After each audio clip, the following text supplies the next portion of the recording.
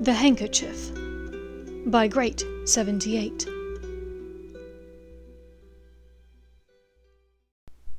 Chapter 100. Swords, Symbols, and Secrets. "Come in." Snape's voice echoed in the small stone stairwell. Draco pushed open the door. "Good evening, Professor," Draco said superciliously. He was hoping to remain on the headmaster's good side. "Ah, Mr. Malfoy. Come to pilfer the sorting hat. Thought you might nick an old headmaster's portrait, just for funsies." Snape's dry tone crackled with mild annoyance. "No, sir, I just—" Draco decided that perhaps it was best to get right to the point. "I was wondering about the sword of Gryffindor." "Considering a change of house. It seems a bit late for that, though there are some who say that we sort too soon." There was a delicate cough from somewhere behind Snape, but when Draco looked up, every portrait appeared to be asleep. "No, Professor, I'm happy with my house. I'm only wondering, you mentioned that the sword that you had was a fake." "And you have told no one this, correct?" Snape's tone was very sharp. "No, although I have spoken with someone who already knew it." He touched his chest briefly, knowing that Snape would know who that meant. "How?" "You took the fake sword to Gringotts for safekeeping. The goblins at Gringotts recognized that it wasn't the original. That goblin's now on the run with others. They were overheard discussing it. Something about the discussion made my friend realize how important, useful, the real sword was." "How fortuitous for your friend to have this information dropped into their lap." "Yes, I suppose."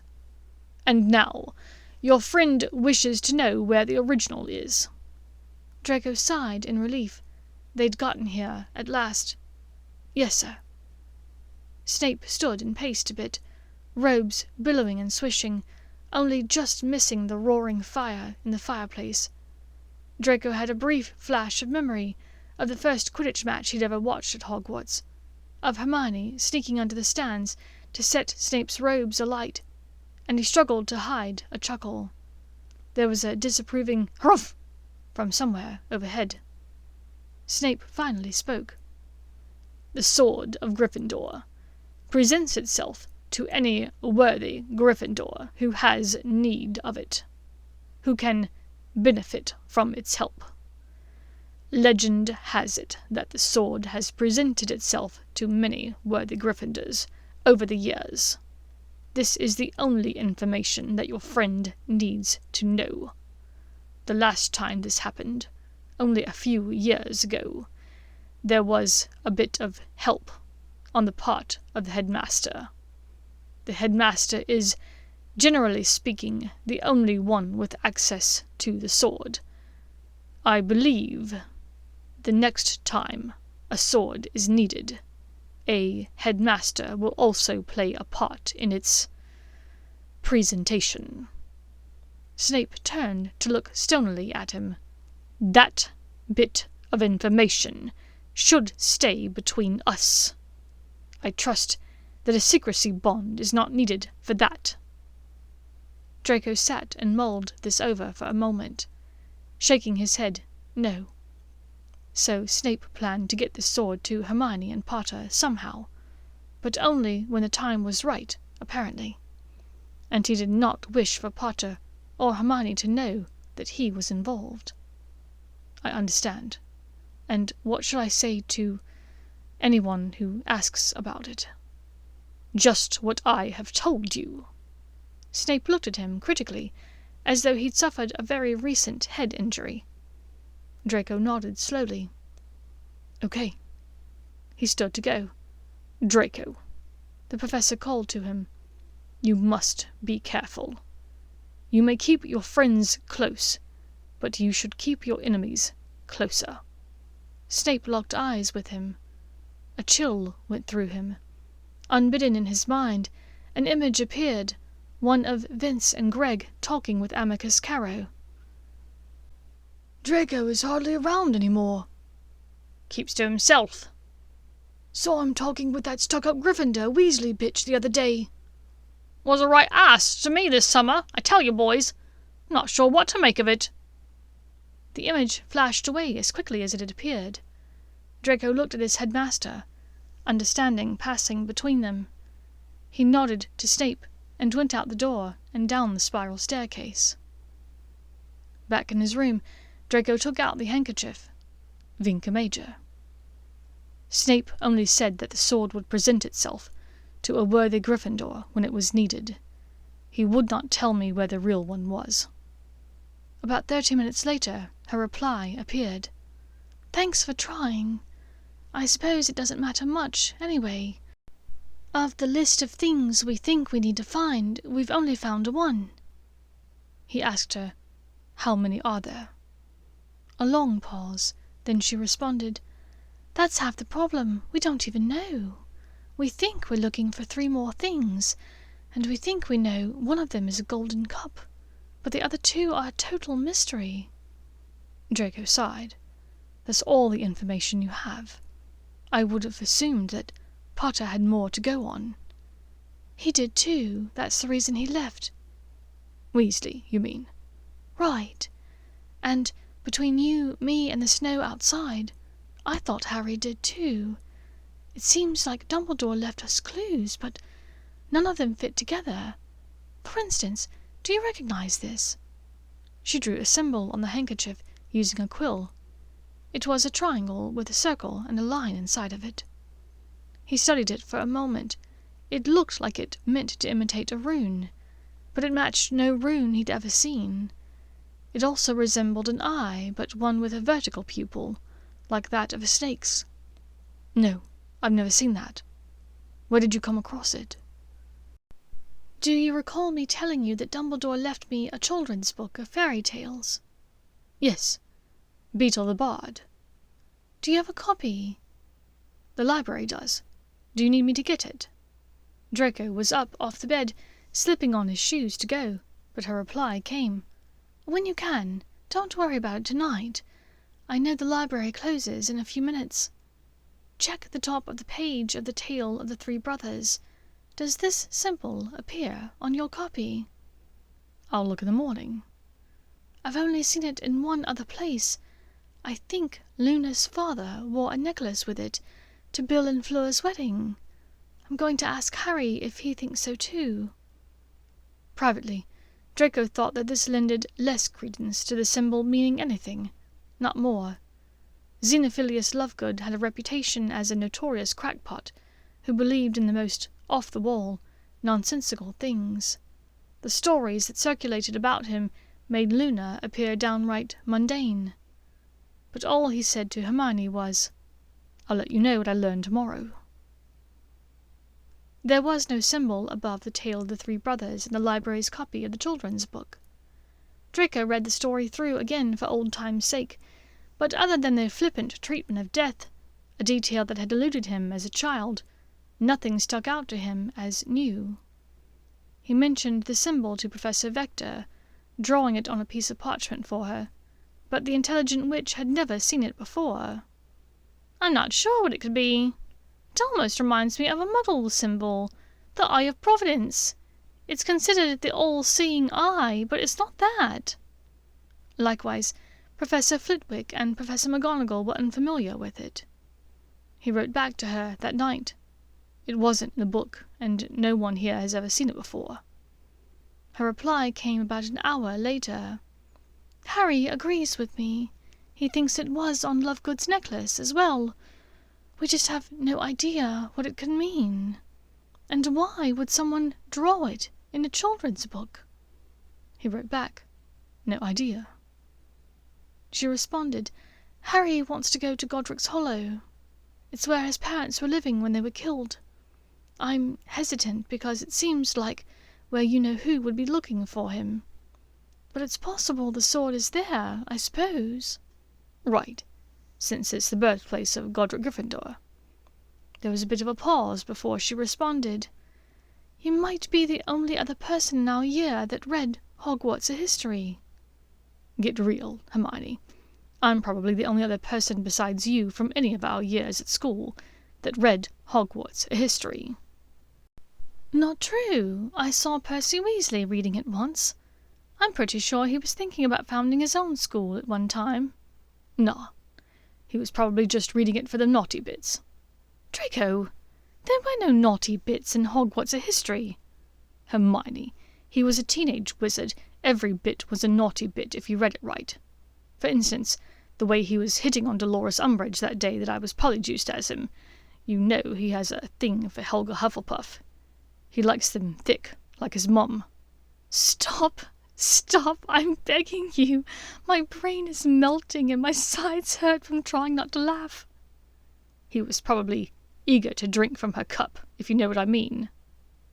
There was a very long pause. Then Hermione wrote, "You remember her, Helga Hufflepuff's cup?" He was confused. "I mean, I don't remember it. I've never actually seen it. I assume it's lost to history, like the rest of the Founder's objects, with the exception of the sword, of course." "Of course." His brain was working overtime now. She'd mentioned a cup. Could this be the cup they were looking for? Would she tell him, if so? What did Hufflepuff's cup have to do with destroying Voldemort? He knew if he asked, and was right, she'd likely shut down the discussion of it, so he decided it was best to put it off for now. She took the matter out of his hands by saying she needed to go. Harry was coming soon to take watch for the night. "I love you, Mai." "I love you too." They were seeking the sword, but not to destroy it. Their Gryffindor sensibilities would never allow that. The sword was being used to destroy other things, it seemed. Possibly they were seeking the cup of Hufflepuff. Were there other Founder's objects they were looking for? She mentioned back when Weasley had just left that the sword was used to destroy a ring. What kind of ring? And who had destroyed it? And where did this locket fit in? He'd seen the locket up close. He could remember the slithering S under the locket's lurid green-yellow stone. Could the locket be related to Salazar Slytherin? Was there something of Ravenclaw's that they needed to find? Draco shook his head. He needed to reread Hogwarts history, perhaps over Christmas break. Maybe he could research that symbol in the library at the manor. It felt like there was something he was missing, some puzzle that he couldn't figure out. Maybe a book had answers. It was only a week or so until Christmas break, and revision was in full swing. McGonagall, Flitwick, and several of the other professors were focusing hard on defensive magic in class, but still assigned little homework. Sprout was prepping for a busy spring. Alecto had managed to traumatize one of the boys she'd been grooming so badly that he'd broken down in tears during class. During his defense sessions with Tonks, Draco had heard her speak about a defensive spell, not for oneself, but that a person could project upon someone nearby. It seemed like a particularly useful spell, so he contacted Narcissa one evening. "Any way I can meet with Tonks? Want to ask her something." The answer came back quickly. "Let's meet her at Andre's over Christmas break."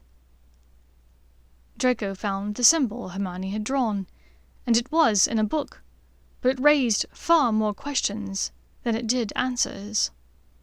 Lots of people in every house had been discussing Dumbledore since Draco's return to Hogwarts. At first, he had tried to tune it all out, assuming that much of the discourse was surrounding how he'd died. Yet more and more as the weeks went by, it became clear to Draco that discussion wasn't always about how Dumbledore had died, but rather how he had lived. There were lively discussions in the common room about whether or not Dumbledore could have been in Slytherin, of how obsessed he'd been with blood purity in his youth. This seemed highly unlikely to Draco, but as he was inclined to keep his head down and not draw attention to himself, he never joined in these discussions. But one day, just before the holidays, he spied a book on Blaze's bed that had apparently been causing all the fervour.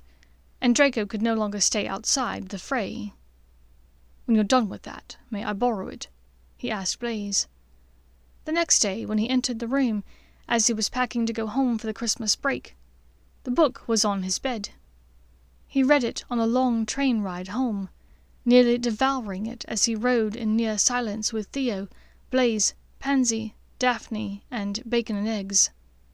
He'd read 2/3 of it, and was shocked at what he read. The Whispers had been right. Dumbledore had believed in wizard supremacy, or at least his 17-year-old self had. And there was that symbol again, in a letter to Grindelwald, of all people. As he bid everyone goodbye and wished them a happy Christmas, his mind was reeling with this newfound knowledge. Chapter 101. Goose Chase in Godric's Hollow. He'd forgotten how terrible Bellatrix's table manners were. She was currently gnawing on the same piece of steak that she'd been working on for at least 6 minutes. "Nevy Pooh, I hear you've been doing a bit of light reading about your dearly departed headmaster," she said, giving up finally on the steak and spitting it noisily onto her plate, where everyone could enjoy looking at it. Draco struggled not to look into her eyes in surprise. He'd just begun reading it on the train. How the hell had she known? Her informant was either someone in the car with them, or someone passing by when the compartment doors opened. "Yes, Aunt Bella. Just learning what there is to know about the enemy." "Not so high and mighty now, is he?" Bellatrix said, mostly to herself, finding more success with her boiled buttered potatoes with parsley. "Very true," said Draco, to no one in particular. Skeeter's book about Dumbledore had been very upsetting, to be sure, but it gave him a lot to think about. Draco had made many mistakes as a nearly 17-year-old as well.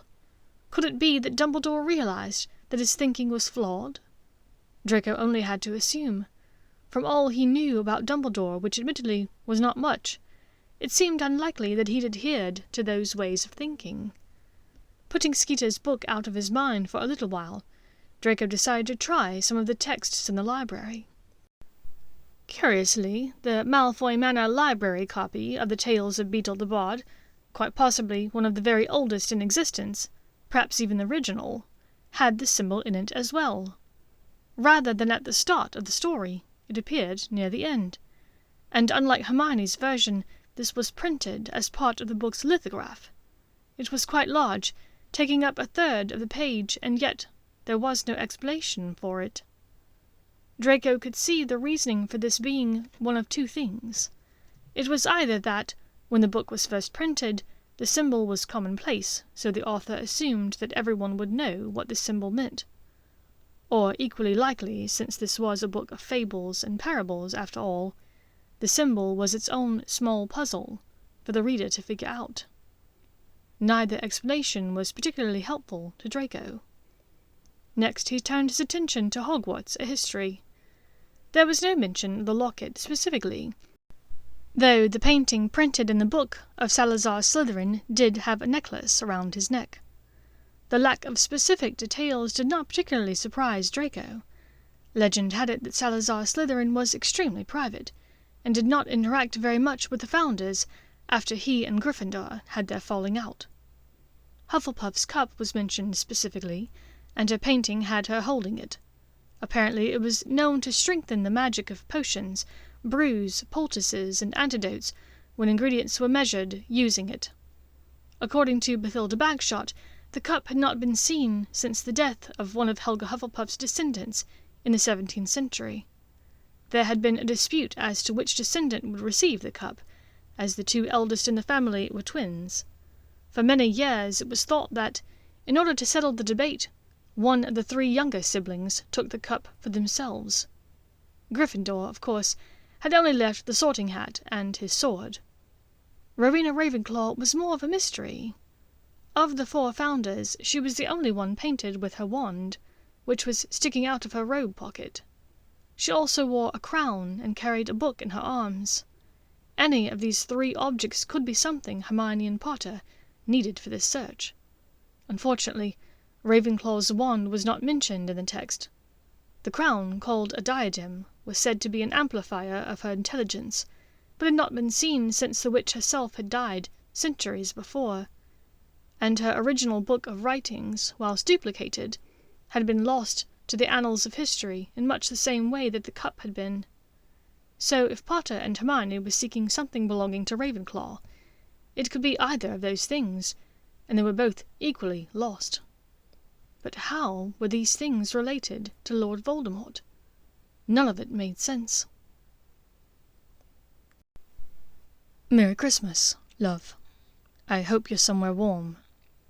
It was nearing midnight on Christmas Eve, ordinarily a beautiful day at Malfoy Manor, filled with carols and tasty food leading up to the holiday. This Christmas had been quite dour in contrast. Even visiting the kitchens to watch Tiffy make the Christmas meal did not raise his spirits very much. Apparently Goose did not sit well with Lord Voldemort, so they were having roast pig instead. Draco stewed silently that even this, the smallest of family traditions, could not be observed. Tomorrow would be insufferable. He'd get a few nice presents, but have to sit at dinner with his occlumency walls in place, staring at Bellatrix's horrifying teeth, Pettigrew's ridiculous way of nibbling at his food, Voldemort's lack of a nose, and his own father's sullen drunkenness. At least the snake had been gone when he got here for the holiday. Draco briefly wondered if it had choked to death on a goose, then shuddered, picturing that.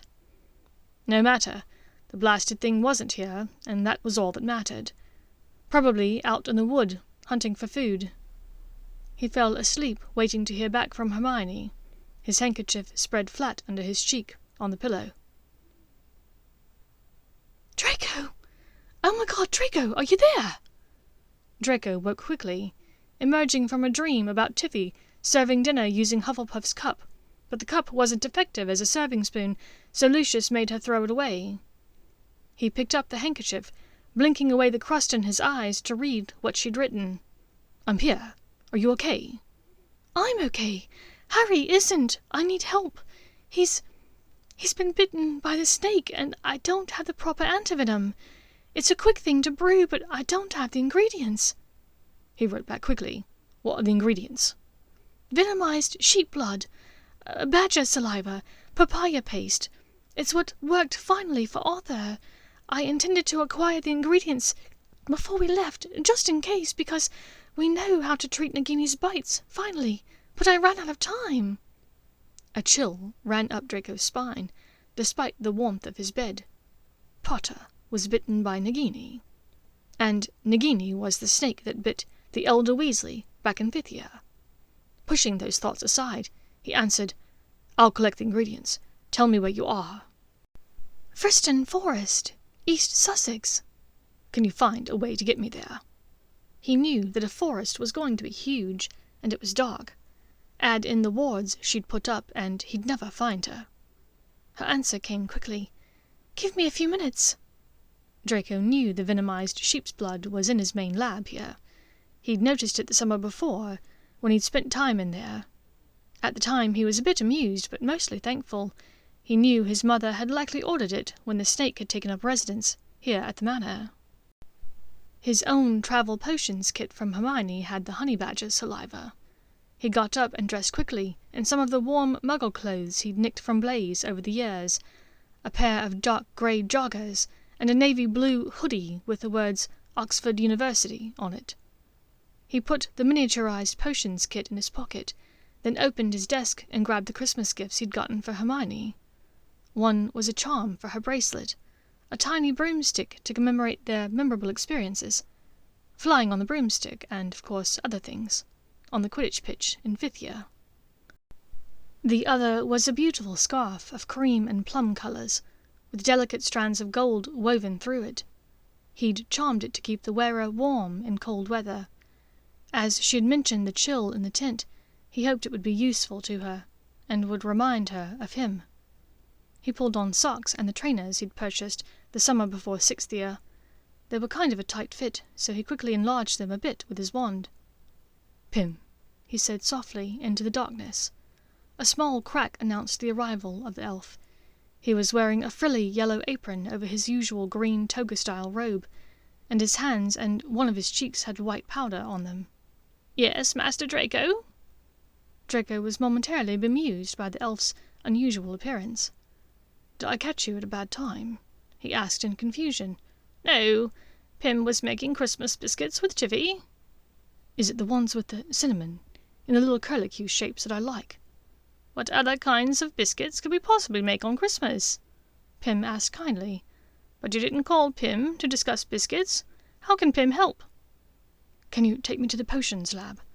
And I need a papaya." Draco had decided that elf apparition from place to place within the manor was safer than trying to sneak through the halls of the manor at night.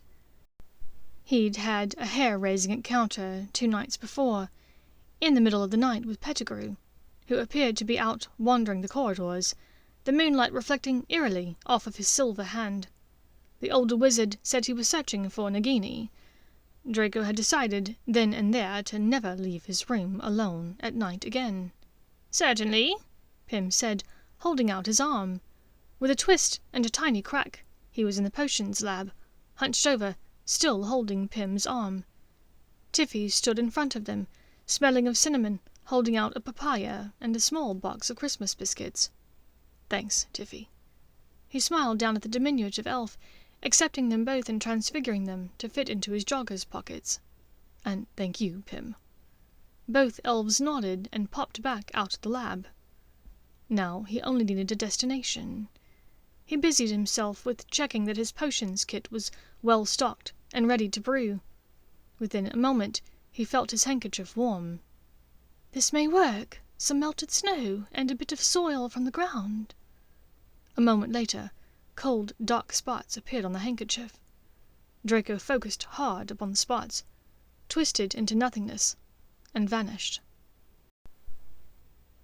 He reappeared, standing nearly knee-deep in thick, hard white snow. Hermione stood in front of him, clearly glad to see him, but equally clearly frazzled. "Thank you for coming and bringing the things for the antivenom. I don't know what would have happened if we couldn't have gotten them." She turned and called over her shoulder, "This way!" Draco followed her, focusing on her back in the dark. It was a new moon, and there was very little light, save that was reflected up from the snow. Within a minute she had stopped, and reached for his hand. She pulled him towards her. He watched in wonder as she began to disappear, as though walking through a barrier made of an invisibility cloak. It reminded him a bit of seeing young witches and wizards disappearing into the barrier at platform 9 3/4. They stood inside of a tent, large enough for several people to live, though far shabbier and simpler than the one he and his family had stayed in for the Quidditch World Cup. It was warmer than outside of the tent, though only barely. Warming spells apparently dissipated quickly in the drafty environment. She held a finger to her mouth to indicate silence, then pointed at a room in the back. Hermione went inside first, then beckoned him in. He found several bunks, only one of which looked used. Potter lay upon it, dripping with sweat and yet shivering, his skin a pallid greyish green. His glasses lay upon a nearby table, and it struck Draco that this was the first time he'd seen the wizard without them. As they stood there, the dark-haired wizard cried out and flailed his arms. "Mom, no!" A moment passed in which Draco and Hermione looked at each other fearfully. Then, as if to make things far worse, Potter spoke again, in an eerie, cold voice. "This is my last warning." Hermione gestured him back out of the room. Back in the kitchen area, Draco began pulling out the ingredients for the potion. "What do you think he's dreaming about, Mai? What the hell happened to the two of you in Godric's Hollow?"